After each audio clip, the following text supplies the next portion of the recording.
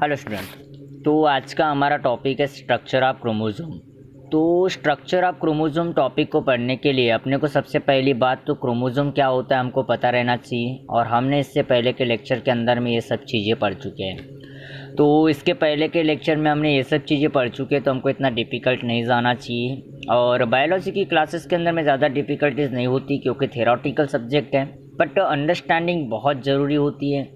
और सबसे पहले अपनी थिंकिंग को अच्छे तरीके से कर लेना होता है ताकि हमको वो चीज़ें समझ में आती है, क्योंकि चीज़ें समझने के लिए अपने को उसमें इमेजिनेशन बहुत ज़रूरी होता है, और इमेजिनेशन के आधार पर हम लोग उस चीज़ को समझ सकते हैं। एंड मैं आपको डायग्रामेटिकली भी आगे व्यू दिखाऊंगा जो आपको दिखाई दे रहा है इस प्रकार से। इस डायग्राम को अपने पास में आपने ड्रॉ कर लिया हो पहले, जैसे मैंने आपको इंस्ट्रक्शन दे चुका हूँ बेटा, तो शायद आप इंस्ट्रक्शन को फॉलो करते इस डायग्राम को ड्रॉ कर चुके होंगे।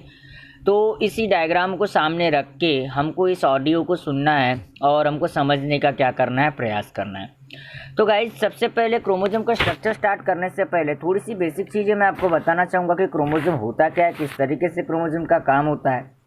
क्योंकि क्रोमोसोम अपने को पता है कि हमारे बॉडी के जो हमारे गैमेट्स होते हैं वो गैमेट्स के न्यूक्लियस के अंदर में प्रेजेंट रहने वाली बॉडी है, जिसके अंदर में अपना गैमेट्स होते हैं, गैमेट्स के डायप्लॉइड सेल के अंदर में। और ये बड़ा जेनेटिक्स के अंदर में बहुत इंपॉर्टेंट रोल प्ले करता है, क्योंकि chromosomes carry all genetic characters. Means that genetic material मतलब डीएनए, क्योंकि डीएनए भरा होता है इस क्रोमोसोम के अंदर में। तो सबसे पहली बात, इस क्रोमोसोम का स्ट्रक्चर कैसा होता है, तो आपको पहले डायग्रामेटिकली देख लो कि क्रोमोसोम को समझने का प्रयास करो। एक ये मेटाफेजिक क्रोमोसोम है। आपको पता है कि सेल डिवीज़न की वेरियस टाइप्स की फेजेस होती है।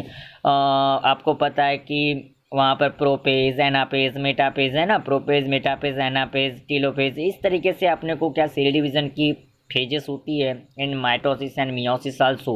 And you know that cell division अपने जो बॉडी के अंदर में होता है, तो इसमें जो मियोसिस होता है और मियोसिस के अंदर में जो मेटाफेज होती है, उस मेटाफेज का एक स्ट्रक्चर है क्रोमोसोम का, आपको दिखाई दे रहा है। और मेटाफेज में पता है कि सेंट्रोमियर एकदम सेंटर में होता है और दो इक्वल हाल्स होते हैं। अब यहाँ पर जो दिखाई दे रहा है कि ये जो स्ट्रक्चर आपको दिखाई दे रहा है, इसको फोकस करो कि ये जो क्रोमोनेमा के तरफ, तो आपको पता है कि एक जो आर्म होती है, तो एक जो आर्म जो होती है, तो एक साइड की जो ये दोनों आर्म होती है ना, तो इसको हम क्रोमैनोमेटा बोलते हैं। क्या बोलते हैं? क्रोमैनोमेटा। और सिंगुलर होगी तो उसको क्रोमोनेमा बोलेंगे। क्या बोलेंगे? क्रोमोनेमा। और ये जो है, ये जो अपने को दिखाई दे रहे दो हाल्स अपने को बनती हुई दिखाई दे रही, ये राइट साइड में और लेफ्ट साइड में। अपने को देखो बीच में से सेंट्रोमियर से अगर कट कर दोगे तो आपको एक हाल्स राइट साइड में दिखाई देगा और एक हाल्स लेफ्ट साइड में दिखाई देगा, जिनको हम क्रोमैटाइड बोलते हैं। क्या बोलते हैं? क्रोमैटाइड। और इनके अंदर में फिलामेंटस जो बॉडी होती है क्रोमोसोम के अंदर में, जिसको मैट्रिक्स बोलते हैं, और बीच में दोनों आर्म को जो जोड़ने का काम करता है उसको हम क्या बोलते हैं? सेंट्रोमियर, जो साइड बाय साइड दोनों क्रोमैटाइड को क्या करके रखता है? जोड़ के रखता है। अपने को 4 आर्म दिखाई दे रहे, 2 क्रोमैटाइड, क्योंकि 2 आर्म से मिलकर के क्या बनता है तुम्हारा? एक क्रोमैटाइड बनता है। तो ऐसे अपने को यहाँ पर 4 आर्म मतलब 2 क्रोमैटाइड होते हैं मेटाफेजिक क्रोमोसोम के अंदर में। तो गाइज अब इसको ध्यान में रखते हुए आगे हमको थेरोटिकल चीज़ें समझते हुए चलना है। तो आपको स्ट्रक्चर को एक बार लुकआउट कर लो किस प्रकार से है। आपको एकदम बॉटम साइज के अंदर में एक न्यूक्लियर ऑर्गेनाइजर दिखाई दे रहा है, या फिर उसको हम क्या बोलते हैं? प्राइमरी क्या बोल सकते हैं, वहाँ पर सेकेंडरी क्या बोल सकते हैं? कंस्ट्रक्शन बोल सकते हैं, जो एकदम आपको सैटेलाइट के ऊपर में दिखाई दे रहा है। एकदम बॉटम में सैटेलाइट, उसके ऊपर में आपको secondary nucleus, and secondary nucleus के बाद में आपको क्या दिखाई देगा? जिसको हम सेकेंडरी न्यूक्लियस को हम न्यूक्लियोलस भी बोल सकते हैं, क्योंकि आगे सेकेंडरी न्यूक्लियोलस को ऑर्गेनाइज करता है और इसीलिए इसको न्यूक्लियोलर ऑर्गेनाइजर भी बोलते हैं। और सेंट्रोमियर आपको दिखाई दे रहा है, उसको हम प्राइमरी कंस्ट्रक्शन बोलते हैं। उसके साथ साथ अपने को आगे अगर देखोगे तो आपको ऊपर के साइड में जो टिप दिखाई देता है, तो टिप को हम क्या बोलते हैं? टीलोमियर्स बोलते हैं। तो ऐसा एक स्ट्रक्चर होता है तुम्हारा किसका? क्रोमोसोम का।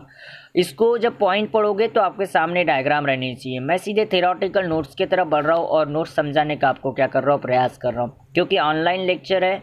क्लास में समझाना थोड़ा अलग कॉन्सेप्ट होता है बेटा, और ऑनलाइन में समझाना थोड़ा अलग कॉन्सेप्ट होता है। यही अगर सामने बोर्ड पर समझाता तो आपको शायद वेल तरीके से समझ में आता, लेकिन लॉकडाउन पीरियड हमारा चालू है, तो लॉकडाउन के अंदर में हम अभी हमारे पास में ऑप्शन नहीं है, और इस वजह से हम लोग ये सब चीज़ें कर रहे हैं। ठीक है।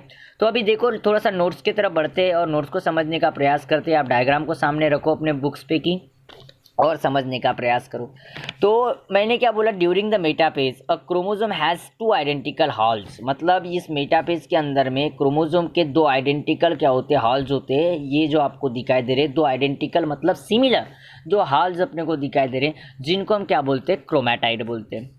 अब ये क्रोमैटाइड के बाद में अगर बात करेंगे तो ईच क्रोमैटाइड मतलब हर एक क्रोमैटाइड के अंदर में is made up of the sub chromatid, मतलब एक जो क्रोमैटाइड है ये दो सब क्रोमैटाइड से मिलके बनती है, जिसको हम क्रोमैनोमैटा बोलते हैं। तो क्रोमैनोमैटा और क्रोमैनोमैटा ये मिलकर के देखो, ऊपर एक क्रोमैनोमैटा दिया, क्रोमैनोमैटा करके दिया, नीचे वाला भी क्रोमैनोमैटा होगा या बाजू वाला क्रोमैनोमैटा होगा। तो अपन को दोनों को मिलके क्या बनेगा, एक क्रोमैटाइड बनेगा। और उसका जो सिंगुलर स्ट्रक्चर है एक साइड का क्रोमैनोमैटा, उसको हम क्या बोलते हैं, क्रोमोनेमा बोलते हैं। इस चीज़ को आपको ध्यान रखते हुए चलना है। उसके बाद में अगर देखेंगे the chromatid lie side by side and held together at one point called the centromere, या फिर उसको प्राइमरी कंस्ट्रक्शन बोलते हैं। तो यहाँ पर देखो आपको सेंटर में आपको ये दिखाई दे रहा है, सेंट्रोमियर दिखाई दे रहा है, ये सेंट्रोमियर आपको दिखाई दे रहा होगा, ये बिल्कुल सेंटर में। और दोनों क्रोमैटाइड को क्या करके रखता है, जोड़ के रखता है, हेल्ड करके रखता है, किसको, दोनों क्रोमैटाइड को। और तो मतलब दोनों क्रोमैटाइड को जोड़ने का काम किसका होता है, सेंट्रोमियर का होता है। उसके बाद में अगर देखेंगे तो spindle fibres attach at the centromere, centromere को स्पिंडल फाइबर्स होते हैं ड्यूरिंग द सेल डिवीजन। आपने सेल डिवीजन पढ़े हो तो आपको दिखा होगा कि जनरली प्रोपेज के अंदर में अर्ली प्रोपेज एंड लेट प्रोपेज होता है। तो अर्ली प्रोपेज में क्या होता है कि आपको पता है कि एक सेंट्रीओल्स होता है, फिर उसका डिवीज़न होता है, और डिवीज़न होने के बाद में वो सेंट्रीओल एक दूसरे से अवे जाते हैं दोनों पोल के तरफ। और दोनों पोल के तरफ जब जाते हैं तो उस समय पर उनके बीच में कुछ फाइबर्स का फॉर्मेशन होता है, जिसके द्वारा वो दोनों आपस में जुड़े होते हैं, उनको हम स्पिंडल फाइबर बोलते हैं, जिसमें क्रोमोजोमल फाइबर्स आते हैं, इंटर क्रोमोजोमल फाइबर्स आते हैं, है ना। तो इस तरीके से हमको फाइबर्स वहाँ पर जो जोड़ के रखते हैं किसको, क्रोमोजोम्स को। और आपको पता है कि मेटाफेज के अंदर में क्रोमोजोम सेंटर में होगा, तो दोनों पोल के मतलब जोड़ के रखने वाला वो एक चीज़ आपको स्पिंडल फाइबर्स दिखाई देंगे। And beside the primary constriction एक एडिशनल नैरो एरिया होता है, जिसको हम क्या बोलते हैं, सेकेंडरी कंस्ट्रक्शन बोलते हैं। देखो डायग्राम की तरफ, ये देखो प्राइमरी कंस्ट्रक्शन के बाद आपको एक थोड़ा सा एडिशनल एरिया दिखाई दे रहा है, this is the primary constriction.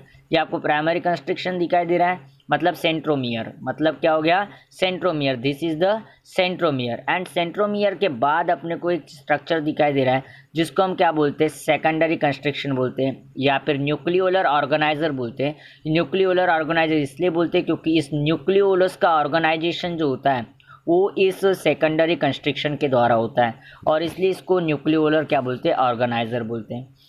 After that अगर इसको देखेंगे तो हम जो सम ऑफ द सेकेंडरी कंस्ट्रक्शन, देखो मैंने लिखा भी हूँ यहाँ पर कि जो कुछ सेकेंडरी कंस्ट्रक्शन होते हैं वो न्यूक्लियर ऑर्गेनाइजर कहलाते हैं, क्योंकि वो आगे जा कर के बहुत ज़रूरी होते हैं फॉर्मेशन के लिए, किसके, न्यूक्लियोलस के। उसके बाद में एक शॉर्ट एरिया होता है स्पेरिकल, एकदम बॉटम साइड के अंदर में, एकदम बॉटम मतलब बियॉन्ड द न्यूक्लियोलर ऑर्गेनाइजर, मतलब न्यूक्लियर ऑर्गेनाइजर के बाद, तो उस चीज़ को हम क्या बोलते हैं, सैटेलाइट बोलते हैं। और फिर अपोजिट इंड में अगर देखोगे टिप के ऊपर एकदम अपोजिट साइड में, ऊपर वाले साइड में देखो आप, डायग्राम में समझ में आ जाएगा। आप डायग्राम को देखो तो ऊपर वाले साइड में आपको ये जो दिखाई दे रहा है, तो ये टीलोमियर दिखाई दे रहा है ऊपर में, एकदम टॉप में देखो, आपको समझ में आ जाएगा कि आपको टीलोमियर्स का स्ट्रक्चर, मतलब जो टिप होती है क्रोमोजोम की, इंड पोर्शन जो होता है उसको हम क्या बोलते हैं, टीलोमियर्स बोलते हैं।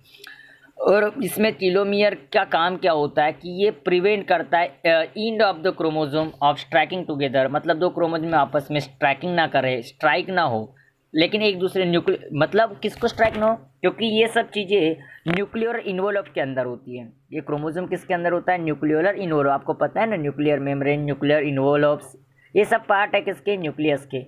तो आपको पता है कि nuclear membrane and then nuclear envelope, तो न्यूक्लियर इन्वोल्व को उस स्टिक मतलब क्या नहीं होना चाहिए, मतलब न्यूक्लियर इन्वोल्व से बाहर नहीं जाना चाहिए, उस चीज़ को मतलब जोड़ के रखना चाहिए और अटैच रहना चाहिए उस न्यूक्लियर इन्वोल्व से। तो ये करने का काम मतलब उसको इंड करना क्रोमोसोम को और अटैच रखना न्यूक्लियर न्यूरॉन से, ये काम, ये फंक्शन होता है किसका, टीलोमियर का।